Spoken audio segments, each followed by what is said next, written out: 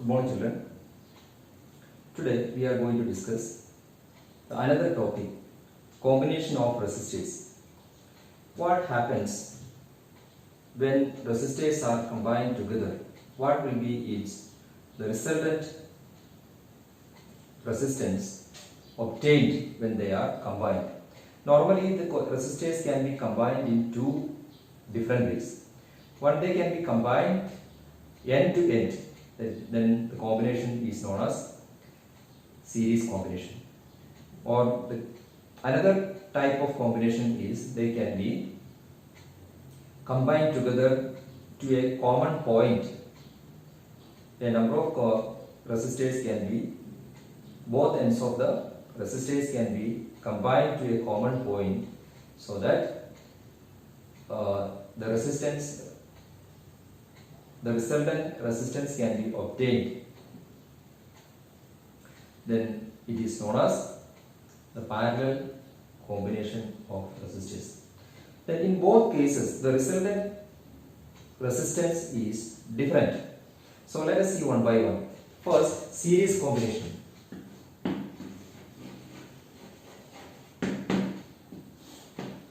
In a series combination, see, three resistors are taken. R1, R2, R3 respectively, which is connected to a potential difference V. The potential difference is V. And here these three resistors have different value for resistance. R1, R2, R3 are not equal. So they are connected to a positive terminal of the battery and the other end is connected to the negative terminal of the battery. And here we need to understand that the resistance R1, resistor R2 and resistor R3 have different values in their resistance. So the electric current, and when the potential difference is applied across these three resistors, then there will be a flow of electric current which is I. When a potential difference V is applied across these three resistors, then there will be a flow of electric current through the three conductors. The value of electric current flowing through these three conductors are same in this case. But the value of V, the potential difference across the first conductor is V1 and the second conductor is V2 and the third conductor is V3. That means the value for potential difference across the ends of these three conductors are different because they have different values in their resistance.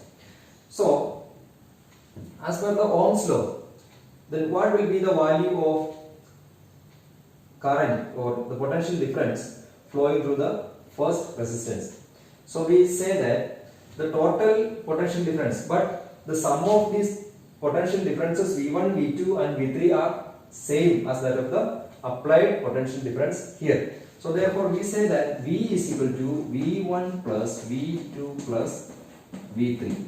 Okay, and there is no change in the value for the total potential difference. But here the potential difference at three resistors, they are divided, or they have three different values. Then as per this Ohm's law, we can write that V is equal to I into R. Okay, so here V can written as I into R. S stands for series. Okay, that is equal to, and what is the value for V1 then? Then V, since the current flowing through the three conductors are same, the value of I will remain same. Okay, and what will be the value for resistance here? That is R1. Again, for the second resistor, I into R2 plus, for third resistor, I into R3. Okay, the value for the current is same in all these three conductors, resistors. Now I into R, yes, is equal to, I can be taken out common, right? Then what will get? R1 plus R2 plus R3. So here this I and I can be cancelled. So what will you get? You will get, if the resistors are connected serially, the equivalent resistance Rs will be obtained as the sum of the individual resistors connected to that circuit. That means R1 plus R2 plus R3.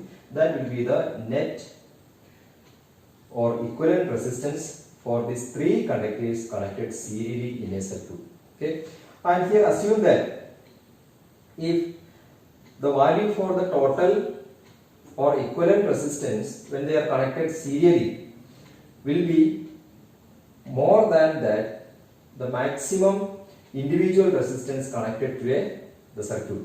And for example, here you can see that if the value of R1 is equal to 1 ohm, R2 is equal to 2 ohm and R3 is equal to 3 ohm, what will be the equivalent resistance? So therefore Rs can be written as Rs is equal to 1 plus R1 is equal to 1, R2 is equal to 2 plus R3 is equal to 3. Then 6 ohm will be the equivalent resistance. Here the large individual resistance connected to the circuit is 3 and the equivalent resistance C, it is more than that the maximum individual resistance connected to that circuit.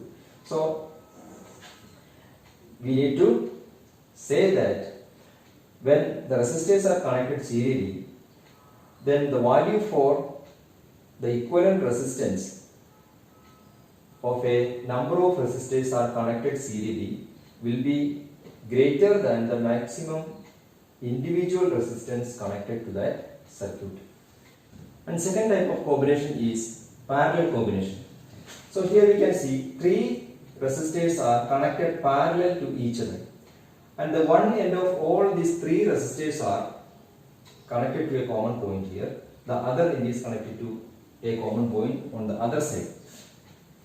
So here what happens, the electric current flowing through these three conductors resistors will divide from this point, okay, and a current, one part will flow through the resistor R1 and another part will flow through the resistor R2 and another part will flow through the resistor R3. And the amount of current flowing through these three resistors are different because these three resistors have three different values. The resistor which has the maximum value, then a minimum electric current will flow through it, and a resistor which has the least value, then a maximum value of electric current will flow through that resistance. So but the applied voltage across these all three resistors are same because they are connected to a common point here. So when we calculate this potential difference, we consider the potential difference across these two common points. So therefore the potential difference across these resistors will be same, but the electrical current flowing through these three resistors are different. So now we can get the total current flowing through the circuit will be I is equal to I1 plus I2 plus I3. Okay. Then here the value of I we can write as per the Ohm's law, I is equal to V by R. Right. So here R can be written as RP. That means the resistors in parallel. Then what will be the value of I1? That will be the voltage is same and V by R1 plus again V by R2 plus V by R3. Okay. Now here V by RP, that is equal to, the V can be taken out. Okay. That means V is equal to V into 1 by R1 plus 1 by R2 plus 1 by R3. So V and V can be cancelled. Now what will remain there? 1 by RP is equal to 1 by R1 plus 1 by R2 plus 1 by R3. The total resistance or the equivalent resistance of three resistors when they are connected parallelly is equal to the reciprocal of the sum of the three resistors are connected parallelly. That means 1 by R1 plus 1 by R2 plus 1 by R3. So here that is the equivalent resistance when they are a number of resistors connected. Three resistors are connected in parallel combination. So any number of resistors can be connected parallelly or serially. Okay, any number of resistors, n can be 1, 2, 3, etc., etc. And any number of resistors can be connected parallelly or serially, and so that this by these two ways we can calculate the equivalent resistance of a number of resistors are connected either parallelly or serially. So here one point we need to see that when a number of resistors are connected parallelly in a circuit, the equivalent resistance will be less than that of the least individual resistance connected to that circuit. For as we see in the case of, if this is the value of 1 ohm, 2 ohm and 3 ohm. Okay. So when we calculate the equivalent resistance by using this equation, and we will get the equivalent resistance will be less than that the 1 ohm. That means that is the least individual resistance connected to this circuit, right? So the equivalent resistance will be less than that value. So this is how we are combining the resistors to calculate the equivalent resistance in two different ways. I hope you understand.